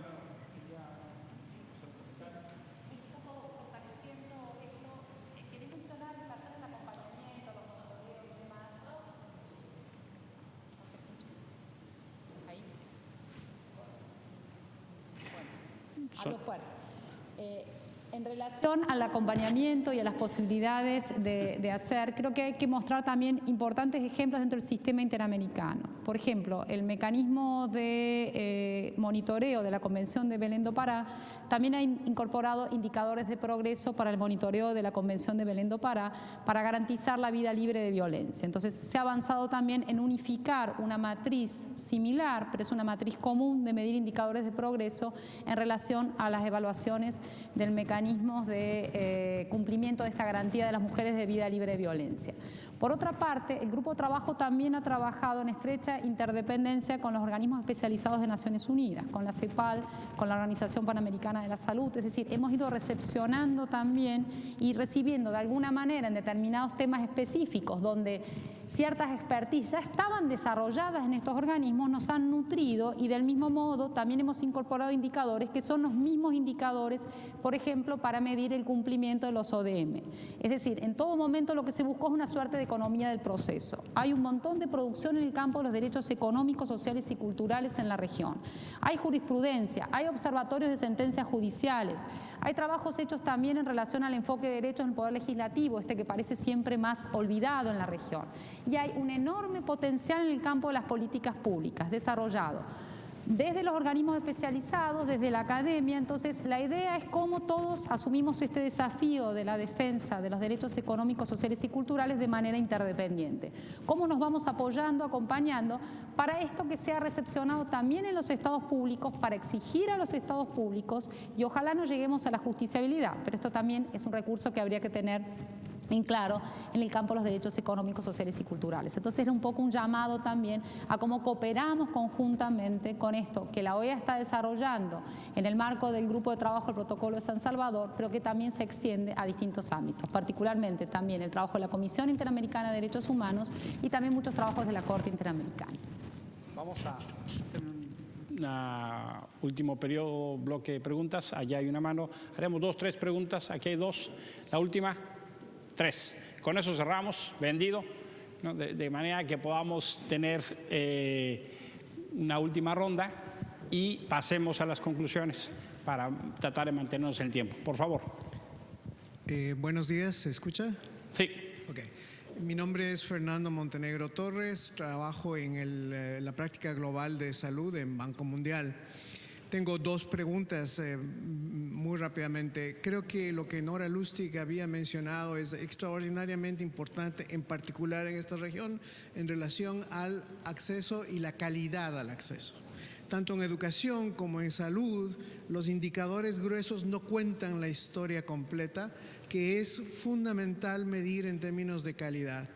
El otro punto es que esta calidad hay que medirla en función de estos grupos vulnerables, de pobres, de indígenas, de mujeres, en fin, de otros grupos vulnerables. Me gustaría saber cómo CEPAL y cómo el sistema están en esa discusión. Es realmente clave, en particular en salud, los indicadores gruesos pueden ayudar, pero donde está el futuro es en la medición de la calidad y las grandes diferencias de calidad que existen en dar un parto en una zona inclusive periférica de una gran urbe latinoamericana, hay que darlo en un centro. Entonces, ese es un tema. Pero ya que mencionamos el cómo, me gustaría saber cómo ustedes van a estructurar este análisis de medir este impacto y estos indicadores, no solamente en los grupos vulnerables que ustedes acaban de mencionar, que son ciertamente claves, el tema indígena es fundamental, y es un tema, es una llaga en el término de los derechos humanos.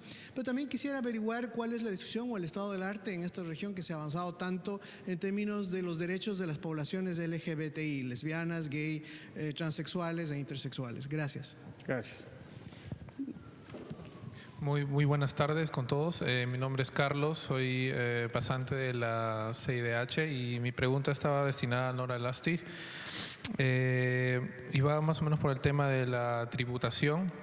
Mi pregunta es, ¿cuáles serían los mecanismos o instrumentos para controlar o la transparencia de las empresas multinacionales y financieras en tema de tributación, teniendo en cuenta que la influencia de los controles de los estados no los alcanza de alguna manera, y también teniendo en cuenta que a veces y bueno, también cuáles serían los mecanismos de recuperación de evasión de impuestos, de paraísos fiscales, teniendo en cuenta que ascienden a muy grandes montos y que eso influye de alguna manera indirectamente a la progresividad de los derechos. Muchas gracias. Está atrás de usted la tercera persona. Bueno, muchas gracias. María Claudia Camacho, del Departamento de Inclusión Social de la OEA. Y también mi pregunta para Nora Lustig en el tema fiscal. Un poco con esta información de que avanzamos mucho en gasto social, pero en temas tributarios seguimos siendo muy regresivos, como si de alguna forma, no sé, borráramos con el codo lo que hacemos con la mano en gasto social, y un poco cómo hacer que la política fiscal también tenga más un enfoque de derechos, digamos. Gracias. Bueno, pues a petición popular, Nora tiene la palabra. Muy buenas preguntas, pero no tengo las respuestas. En algunas sí. Yo creo que la mención de que el elemento de calidad es crucial es efectivamente. La verdad, yo no he visto los indicadores. No sé, ¿ustedes no los han hecho públicos todavía o públicos? Entonces, bien. Ok, entonces mi pecado de no haberlos revisado antes de venir, porque me gustaría cruzarlos con el tipo de indicadores que estamos analizando nosotros y ver, digamos, en dónde cada uno puede retroalimentarse. Pero lo de calidad es muy difícil de medir, como sabemos, pero sí es crucial porque en realidad mucha de la desigualdad de oportunidades en América Latina ahora se da por la diferencia de calidad.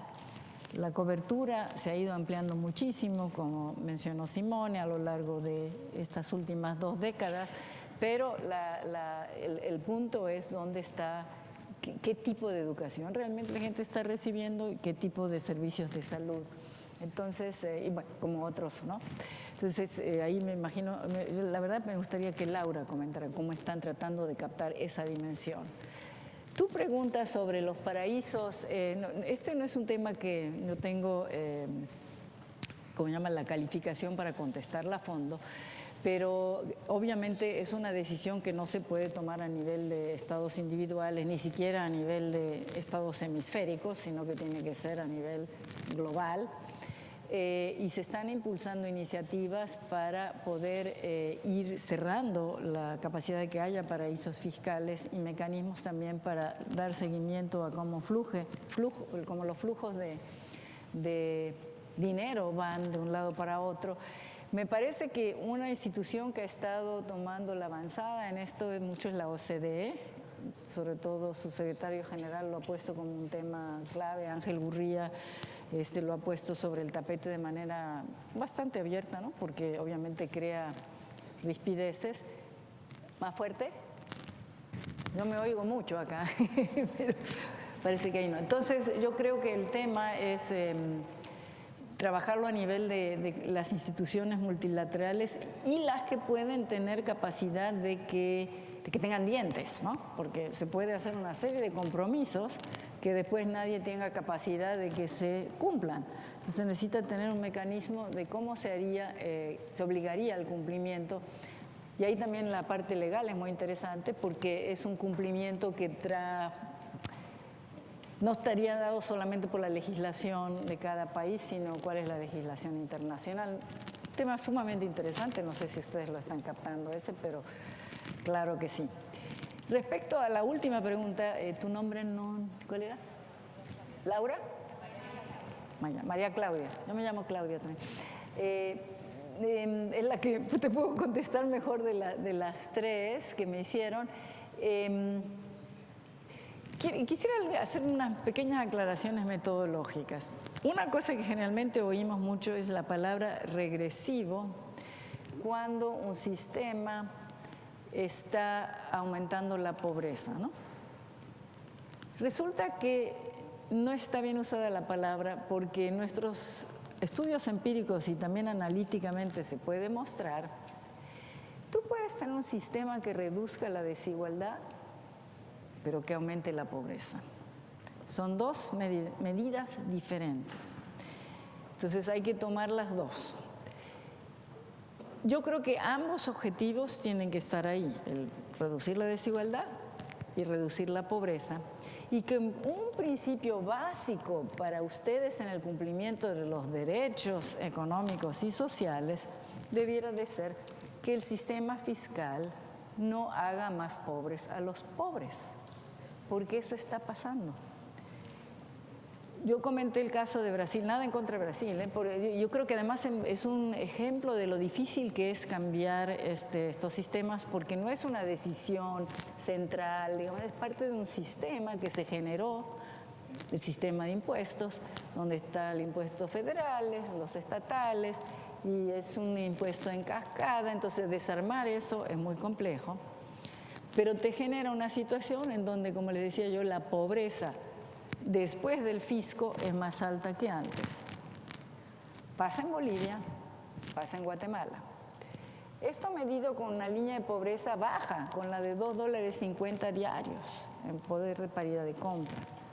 O sea que no es que los grupos, o sea, los pagadores netos al fisco en países como Brasil, Guatemala, Bolivia, incluso Chile, empiezan a partir del segundo o tercer decil de la distribución del ingreso. Entonces, ahí tienes un problema porque estás creando, con el sistema que tienes, no vas a poder lograr ciertos compromisos fundamentales en términos de derechos, como podría ser el nivel mínimo de consumo e ingreso para llevar a cabo una vida digna, que eso es lo que es la línea de pobreza. Si aceptamos que eso existe, el sistema fiscal no debiera de hacer más pobres a los pobres, y está pasando. Entonces, ¿qué hacer para cambiarlo?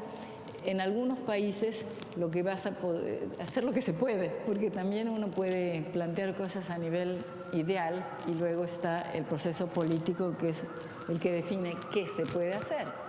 Pero yo creo que efectivamente en el caso de Brasil, idealmente habría que bajar los impuestos al consumo. ¿Okay? Por ejemplo, yo te digo eso. En otros países, y sustituirlos probablemente con impuestos directos mucho más canalizados, focalizados a la población de altos ingresos, ¿no? Y eso puede ser la recomendación en otros países. Sin embargo, hay también que hacer cuestiones a nivel de las transferencias.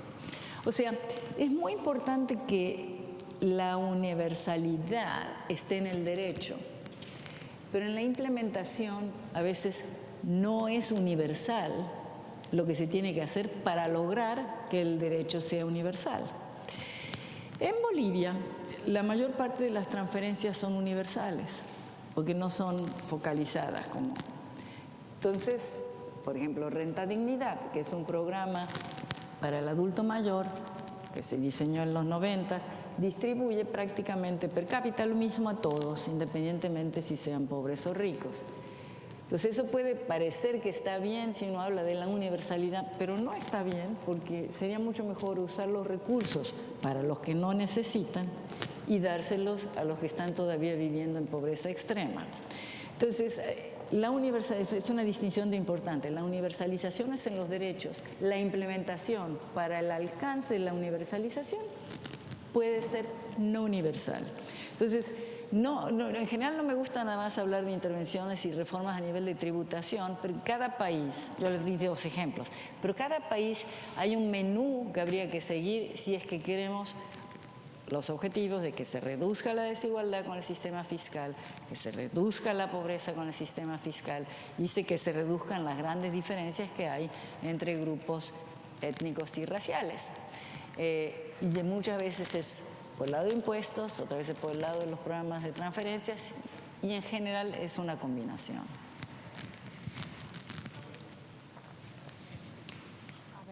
En relación a la pregunta sobre la calidad y los grupos vulnerables y las comunidades LGBTI, sin duda que está incorporada la identidad de género, la diversidad sexual dentro de los indicadores. Eso hay algunos indicadores que se han completado. Quiero decir que en el momento de los debates y la apertura de los documentos de indicadores y del proceso también de aprobación por parte de los estados hubo que reducir bastantes indicadores. No está un marco ideal de indicadores como quizás el grupo se había planteado realizar, sino los que han sido posibles consensuar y eso ya es, al menos para el grupo, un enorme avance en relación al contenido o la cantidad de indicadores. En relación con los grupos vulnerables, nosotros ahí tenemos una diferencia muy clara. El Protocolo de San Salvador protege a todas las personas que viven en la región. Es portador de los derechos económicos, sociales y culturales. Por lo tanto, le compete esta protección y nosotros somos quien tenemos que monitorear a todos los habitantes de la región. Que allí se ponga especial énfasis en que se desagregue la información para ver si aquellos grupos vulnerables o la denominación tradicional de grupos vulnerables está llegando mayor esfuerzo de la política estatal es parte de nuestra evaluación. Pero nuestro deber es monitorear el cumplimiento para toda la población, porque esto me parece que es una distinción importante entre el monitoreo de un protocolo y las políticas públicas destinadas a pobreza extrema o a grupos vulnerables. Entonces, si bien el énfasis está en las recomendaciones, sin duda van a ir orientadas quizás para estos denominados o estos sectores que están en situaciones de mayor vulnerabilidad, el protocolo ha diseñado indicadores para tomar todos los ámbitos. Insisto, en un set bastante o en un grupo bastante reducido. ¿Cómo medir la calidad? Bueno, los indicadores no se pueden interpretar individualmente ni de alguna manera hacer una lectura horizontal en estas tablas que ustedes van a ver después. Preguntaban sobre la disponibilidad de la información, está en la página web de la SEDI, pronto esta página va a estar quizás más fácil de acceder, pero ahí están los dos documentos indicadores y después vamos a contar con una mayor tirada de esta publicación que es muy reciente. En relación a estas tablas que se completan los indicadores, como decíamos, tenemos indicadores cuantitativos, estructurales, de proceso, de resultados y señales de progreso cualitativas. La idea es que se van en integralidad y ahí también hay que plantear un punto. En derechos humanos cada estado es una unidad en sí mismo. No hay ranking de quiénes están mejor o peor en el cumplimiento de los DES, sino cada uno de estos estados. Por eso es que el conjunto de la protección. Y la evaluación de la calidad hemos tratado de incorporar algunos indicadores, por ejemplo, procesos de formación de los jueces en términos vinculados a derechos económicos, sociales y culturales. Esto está tratando de medir también la calidad en términos de acceso a la justicia de las sentencias. Pero es una herramienta limitada. No le podemos pedir a una herramienta de monitoreo de un protocolo quizás más. Esto será... Y la expectativa que tenemos como grupo de trabajo es que con el andar del grupo y el andar del monitoreo y este principio de evaluación, de devolución y que los estados se apropien del mecanismo, podemos ampliar los indicadores y los propios estados puedan empezar a medir calidad. Creo que como venimos tan rezagados, bueno, este pacto viene muy rezagado en su monitoreo. También está muy rezagado lo que ustedes mismos planteaban en relación a la evaluación que hay en los estados. Simone ponía algunos ejemplos más de buenas prácticas o virtuosos en esta dirección. Entonces creo que es un camino que se va a tratar y será parte de la interpretación del grupo que hará de estos. El grupo está habilitado para hacer informes de países, que esto es un proceso largo de validación también con los países sobre los informes nacionales. Recién ahí van a ser públicos los informes, vamos a tener que esperar el curso de este año para que los informes presentados sean públicos y después el grupo también está facultado para hacer observaciones generales en relación a las situaciones que vaya evaluando. Gracias. Déjenme, antes de terminar este bloque, invitarles a, en su caso, presenciar o vía internet. Entre el 16 y el 20 de marzo va a haber una serie de audiencias de la Comisión Interamericana de Derechos Humanos. Está prevista una audiencia sobre LGBTI Desk.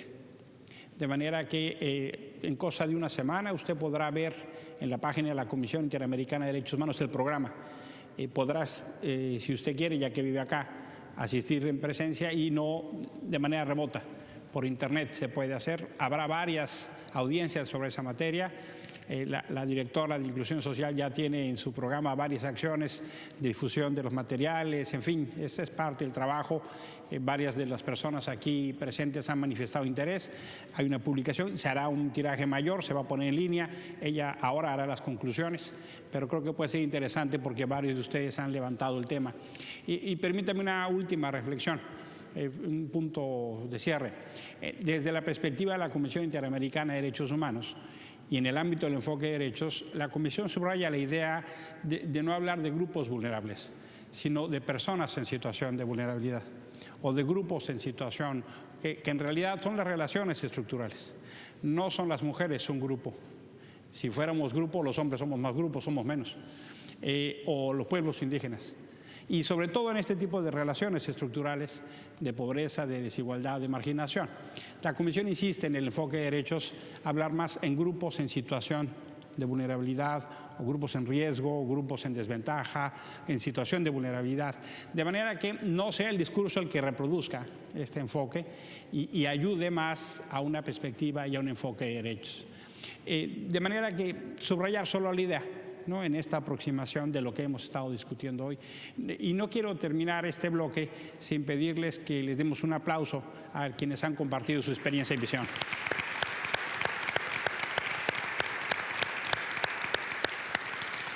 Y comenté anteriormente, las palabras de clausura están a cargo de Betilde Muñoz. Ella es la directora interina del Departamento de Inclusión Social de la Secretaría Ejecutiva para el Desarrollo Integral de la OEA. Por favor.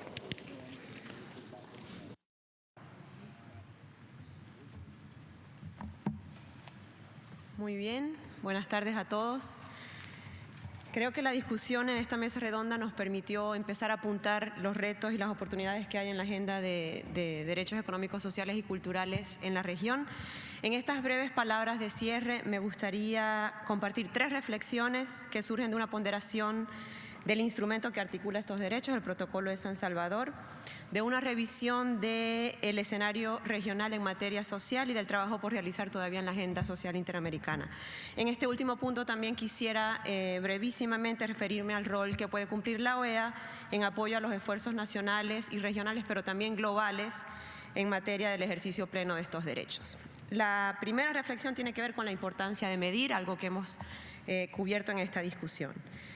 El Protocolo de San Salvador, además de ser parte del andamiaje jurídico interamericano, tiene la particularidad de ser uno que prioriza los derechos de los ciudadanos a la educación, a la seguridad social, a un medio ambiente sano, una serie de derechos que se han mencionado así, y lo hace de forma específica. Compromisos que de alguna forma la ciudadanía ya espera de parte del Estado, pero que con el protocolo se consagran en compromisos vinculantes. Es igualmente pionero el hecho de que estos derechos hayan sido operacionalizados en indicadores de cumplimiento para los 16 estados que a la fecha han ratificado el instrumento. Siguiendo un cuidadoso proceso validado por los propios países, los estados partes adoptaron un sistema de medición y seguimiento a través de indicadores y lo que se ha llamado acá señales de progreso cualitativas, que también contienen categorías transversales a todos los derechos y que conectan los compromisos plasmados en el protocolo con las políticas públicas nacionales que se documentan a través del proceso de reportes. Más allá de repasar los indicadores para medir el cumplimiento de estos compromisos o la serie de medios de verificación que aparecen, que están contenidos en la publicación que estamos presentando y que estamos compartiendo con ustedes el día de hoy, es de resaltar el hecho de que estamos como región priorizando la medición y eso es algo destacable. Desde la región estamos abriendo brecha en esto de llevar a cabo ejercicios rigurosos de medición, no de medir por medir o de medir con el fin de mirar solo retrocesos o point fingers, como se dice, sino más bien con el propósito de medir avances progresivos en el ejercicio de los derechos económicos, sociales, culturales, de documentar procesos, registrar avances, identificar lo que el documento llama obstáculos recurrentes y lo más importante, producir recomendaciones concretas para continuar avanzando hacia el pleno goce de estos derechos. Insisto en el punto de la medición como mecanismo también para elevar la calidad, algo que también hemos discutido, la calidad y los resultados, los efectos de las políticas públicas. Como se dice, lo que no se mide no se mejora. y esto es importante no solo por vía de la mejora en la formulación e implementación de políticas que habilitan estos derechos, sino como también un mecanismo de rendición de cuentas hacia la sociedad, contando que la rendición de cuentas a la ciudadanía puede ser un incentivo para seguir mejorando. Ese es el concepto de la mejora continua. Una segunda reflexión tiene que ver con la importancia de la indivisibilidad y progresividad de los derechos, algo que también se ha mencionado, lo dijo también el secretario general en sus palabras introductorias, que refleja el estrecho vínculo e interdependencia de los derechos económicos, sociales y culturales, los DES, con los derechos civiles y políticos, y por el otro, la naturaleza progresiva del logro pleno de estos derechos que también se ha mencionado. En la jurisprudencia interamericana, la academia, en los propios debates que se dan en el marco político regional, existe el consenso que establece que los derechos humanos son complementarios, interdependientes e indivisibles, es decir, no existen jerarquías, no es válido priorizar el logro de unos versus los otros. Los ciudadanos también tienen la expectativa que los estados deben trabajar para garantizar el ejercicio pleno de todos los derechos. Un escenario de ejercicio pleno de libertades políticas, libertad de expresión, libertad de asociación, pero donde los ciudadanos se ven en situaciones de pobreza extrema o no pueden acceder a oportunidades de trabajo y de mejora de su situación socioeconómica, no abona a esta interdependencia de derechos. El punto aquí, desde la perspectiva de los DESC, es que la privación del ejercicio de estos derechos económicos, de los DESC, sociales, culturales, afecta también la realización de otros derechos. El informe de la OEA y PNUD, titulado Nuestra democracia, habla de la visión del desarrollo económico y la inclusión social como un fin de la democracia, priorizando esta relación interdependiente, es decir, la necesidad de garantizar la viabilidad política de los programas económicos que permiten el goce de los DES, pero también la viabilidad económica de la democracia. Podemos incluso argumentar que a mayor goce de estos derechos, mayor gobernabilidad y viabilidad democrática habrá en los países. En este contexto, sin embargo, es importante señalar que aunque estos derechos no pueden ser divididos o priorizados unos sobre otros, existen derechos como los DES, y también fue parte de la discusión cuya consecución es más progresiva. Se entiende entonces que su realización completa no puede darse rápidamente y que por ello requieren de un proceso durante el cual cada país avanza a tiempos distintos hacia el logro de la meta. La tercera y última reflexión tiene que ver con la inclusión como enfoque transversal a estos derechos, que también lo contiene el documento que estamos presentando el día de hoy. Este enfoque transversal prioriza una serie de temas que están en el corazón del trabajo de la OEA en materia de desarrollo y que de alguna manera permiten a la OEA complementar a los estados en sus esfuerzos por lograr un pleno ejercicio de derechos desde una perspectiva regional. La serie de categorías vinculadas a los derechos consagrados en el protocolo y como digo aparecen en la publicación son la igualdad y no discriminación, en primer lugar. En segundo lugar, el acceso a la justicia, que también lo hemos cubierto en este diálogo. Y en tercer lugar, el acceso a la información y la participación política. Tal como establecieron los estados al aprobar el mecanismo de seguimiento y establecimiento de los indicadores, y aquí voy a citar, los principios transversales resultan sumamente útiles para relevar información sobre la situación de los sectores sociales que padecen problemas graves de desigualdad estructural e inequidad, pero también para verificar la efectividad de las políticas que se encuentran implementando el Estado para garantizar a estos sectores el acceso a sus derechos. La importancia de los mismos es que no solo captan las situaciones de desigualdad o falta de participación de sectores en condiciones de vulnerabilidad, sino que su propia entidad de transversales permiten identificar los recursos sociales e institucionales que en cada estado se encuentran disponibles para que una persona pueda remediar problemas específicos de discriminación en el ejercicio de los derechos sociales. Y cierro comillas.